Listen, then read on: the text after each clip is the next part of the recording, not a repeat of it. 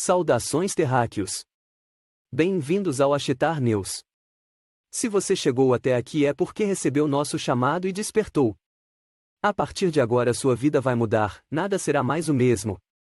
Estamos aqui para ajudá-lo na compreensão de quem você é, de onde veio e qual mundo criará a partir de seu poder interior. Então se prepare para receber instruções e atualizações de nossos membros, da Confederação Galáctica da Luz. Agora você faz parte da nossa equipe, estando acordado ou sonhando, estamos com você. Civilização Atlântida. Segue o vídeo. Período dourado da Atlântida. Atlântida é de fato o elo perdido de Pangeia, localizada em meio Atlântico. Pangeia foi um supercontinente, que existiu durante o final do Paleozoico, e início do Mesozoico. Reuniu-se a partir das primeiras unidades continentais de Gondwana, Euramérica e Sibéria durante o Carbonífero, há aproximadamente 335 milhões de anos, e começou a se desintegrar há cerca de 200 milhões de anos, no final do Triássico e início do Jurássico. Em contraste com a Terra atual e sua distribuição de massa continental, Pangeia estava centrada no Equador e cercada pelo superoceano Pantalácio e pelos oceanos Paleotétis, e subsequentes Tétis. Pangeia é o supercontinente mais recente, que existiu e o primeiro a ser reconstruído por geólogos. A civilização da Atlântida estava muito à frente da nossa hoje. Eles circulavam no que hoje chamamos de naves Over, como carros voadores, operando com energia celestial, sem a necessidade de estradas, como é o caso hoje em dia. Todas as doenças foram totalmente eliminadas, mas a sua queda começou quando foram temperadas com as leis fundamentais da natureza. E esta é uma lição muito sábia para todos nós não seguirmos orientações científicas específicas, como a genética, ou seja, o transplante de órgãos cultivados a partir de animais, resultando em consequências terríveis, que levaram à queda da Atlântida. O período dourado da Atlântida foi o nível mais elevado de consciência de luz já alcançado no planeta Terra e em qualquer outra civilização avançada, superior à Lemúria, superior ao Dimmu, superior ao de Rama e Inácio. Até hoje, o período da civilização da Atlântida na história da Terra não é conhecido porque a literatura sobre o assunto nos arquivos da Biblioteca de Alexandria foi destruída há 2300 anos. Os governantes de Alexandria queriam alcançar um dos objetivos mais ousados da humanidade, reunir todo o conhecimento do mundo sob o mesmo teto. Mas no final do século VDC, a biblioteca havia desaparecido. Muitos acreditam que ela foi destruída em um incêndio catastrófico. A verdade sobre a ascensão e queda da biblioteca é ainda mais complexa. No conjunto, esta história é uma lição crucial para todos nós. Esta civilização abrangeu todo o globo, tal como os Atlantes são hoje um farol instrutivo para nós com o seu conhecimento, desenvolvimento intelectual e progresso espiritual.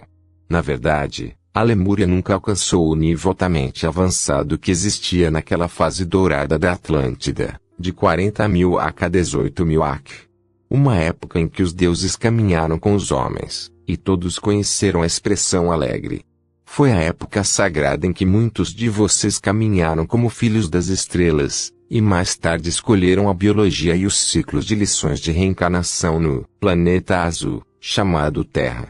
Resumidamente, a Atlântida existiu há centenas de milhares de anos. A maior parte dos tempos do Atlântico foram eras de luz. Apenas a última fase, o período de 17.500 a 10.500 a.C., foi, em termos contemporâneos, uma era sombria mas de aprendizagem. A Biblioteca de Alexandria. Até hoje, o período civilizatório da Atlântida na história da Terra é desconhecido. A verdade sobre a ascensão e queda da Atlântida e a destruição da Biblioteca de Alexandria é mais complexa do que foi afirmada até agora. O que realmente aconteceu com a Biblioteca de Alexandria há 2300 anos ainda é desconhecido. Contudo, os governantes de Alexandria decidiram alcançar um dos objetivos mais ousados da humanidade: reunir todo o conhecimento do mundo sob o mesmo teto. No seu apogeu, a Biblioteca de Alexandria abrigou um número sem precedentes de pergaminhos e atraiu algumas das maiores mentes do mundo grego. Mas no final do século VDC, a grande biblioteca havia desaparecido. Muitos acreditavam que ele havia sido destruído em um incêndio catastrófico. No entanto, a realidade sobre a ascensão e queda da biblioteca ainda não está clara. A ideia da biblioteca veio de Alexandre o Grande. Depois de se estabelecer como conquistador, o ex-aluno de Aristóteles voltou sua atenção para a construção de um império de conhecimento sediado na cidade homônima. Ele desencanou, antes do início da construção, mas seu sucessor, Ptolomeu I, completou os planos de Alexandre para um museu e uma biblioteca. Localizada no distrito real da cidade, a Biblioteca de Alexandria pode ter sido construída com grandes colunas helenísticas, influências egípcias nativas ou uma mistura única das duas. Não existem relatos sobreviventes de sua arquitetura. Sabe-se que possuía salas de aula e, claro, estantes. Assim que a construção foi concluída, Ptolomeu I começou a preenchê-la principalmente com pergaminhos gregos e egípcios. Ele convidou estudiosos para viver e estudar em Alexandria às suas custas. A biblioteca cresceu à medida que contribuíam com seus próprios manuscritos, mas os governantes de Alexandria ainda queriam uma cópia de todos os livros do mundo. Felizmente, Alexandria era um centro de navios que viajavam pelo Mediterrâneo. Ptolomeu III instituiu uma política exigindo que qualquer navio que atracasse em Alexandria entregasse seus livros para cópia. Depois que os escribas da biblioteca duplicaram os textos, eles guardaram os originais e enviaram as cópias de volta aos navios. Caçadores de livros contratados também vasculharam o Mediterrâneo, em busca de novos textos, e os governantes de Alexandria tentaram reprimir os rivais encerrando todas as exportações do papiro egípcio usado para fazer pergaminhos. Esses esforços trouxeram centenas de milhares de livros para Alexandria. À medida que a biblioteca cresceu, tornou-se possível encontrar informações sobre mais assuntos do que nunca, mas também ficou muito mais difícil encontrar informações sobre qualquer assunto específico. Felizmente, um estudioso chamado Calímaco da Cirene começou a trabalhar em uma solução, criando um catálogo de 120 volumes do conteúdo da biblioteca, o primeiro desse tipo. Usando os catálogos, outras pessoas puderam navegar pelo crescente acervo da biblioteca. Eles fizeram algumas descobertas surpreendentes. 1600 anos antes de Colombo zarpar, Eratóstenes não só percebeu que a Terra era redonda, mas calculou a sua circunferência e diâmetro dentro de alguns quilômetros do seu tamanho real. Heron of Alexandria criou a primeira máquina a vapor do mundo mais de 1000 anos antes de ser finalmente reinventada durante a Revolução Industrial. Por cerca de 300 anos após sua fundação em 283 AC, a biblioteca prosperou. Júlio César sitiou Alexandria, mas então, em 48 AC, Júlio César sitiou Alexandria e incendiou os navios no porto. Durante anos, os estudiosos acreditaram que a biblioteca pegou fogo quando o incêndio se espalhou pela cidade.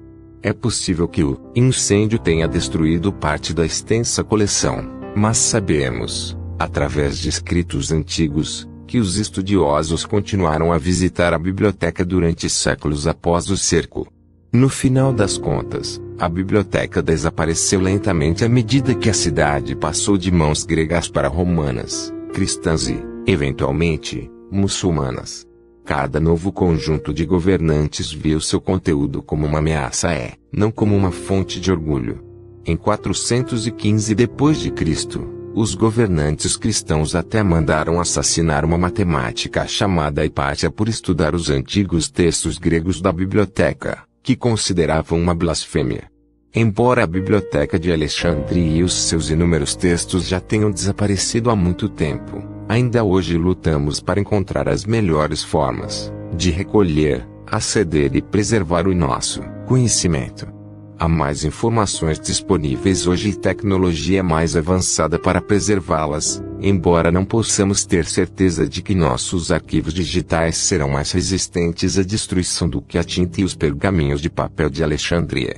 E mesmo que os nossos reservatórios de conhecimento estejam fisicamente seguros, ainda terão de resistir às forças mais insidiosas que destruíram a biblioteca, o medo do conhecimento e a crença arrogante de que o passado é obsoleto.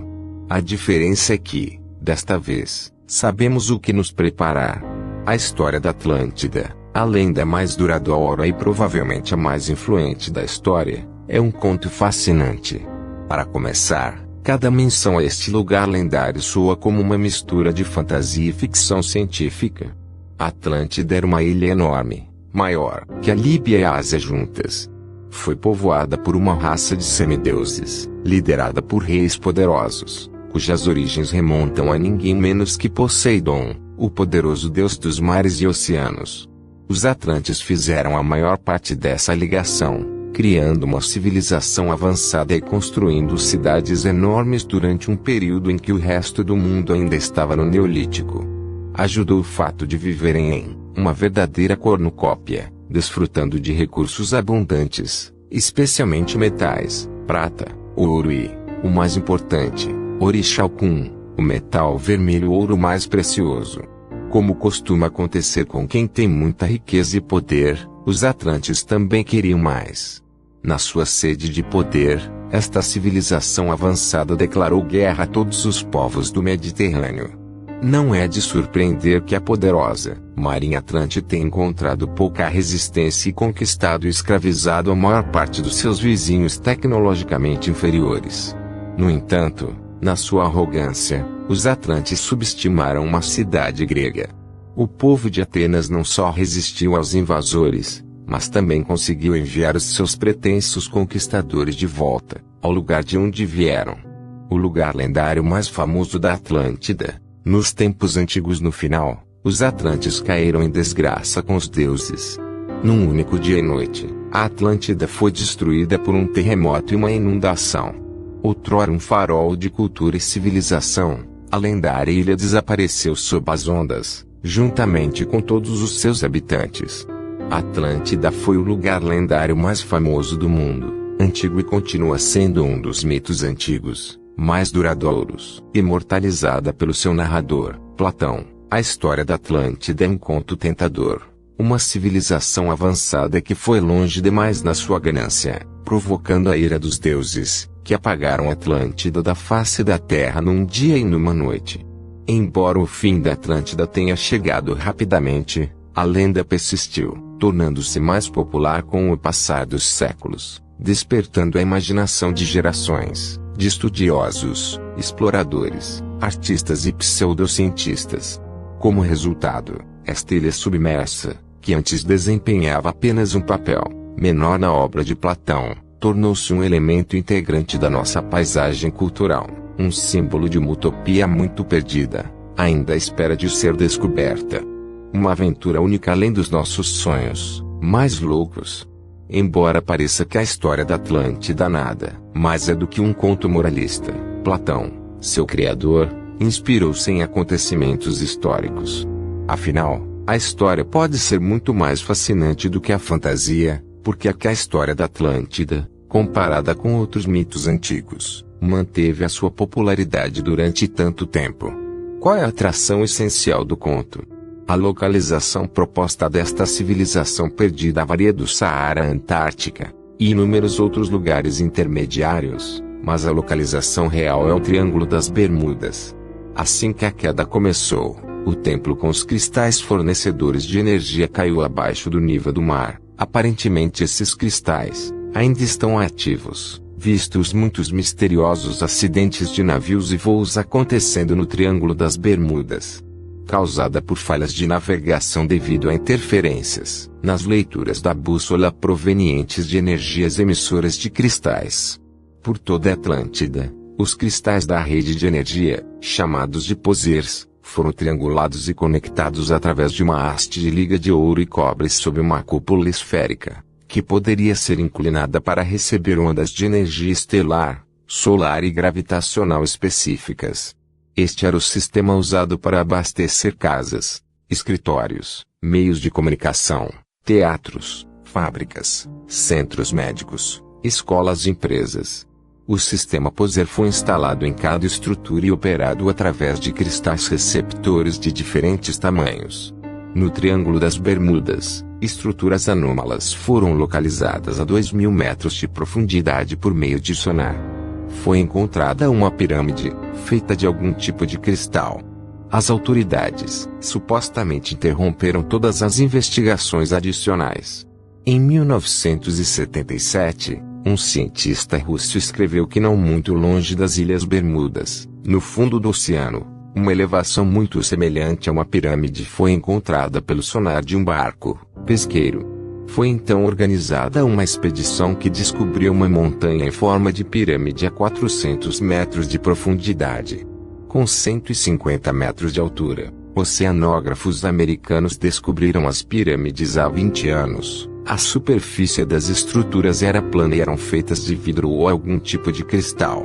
Ninguém conseguiu fotografar, mas são 3 vezes maiores que a pirâmide de Gizé. Há uma boa probabilidade de que a maior parte das grandes mudanças seja divulgada numa avalanche de choques noticiosos inesperados, simultaneamente provenientes de múltiplas fontes, provavelmente começando na Ásia ou na Suíça. E esse será o início de uma nova era na história que as pessoas irão testemunhar. É a primeira grande mudança neste planeta desde que Atlântida afundou, há cerca de 12.000 anos. Muitos fatos históricos serão examinados para encontrar a verdadeira verdade. Fonte: Peter B. Mayer. Se gostou do vídeo, deixe seu like e compartilha. Muitas bênçãos e até a próxima.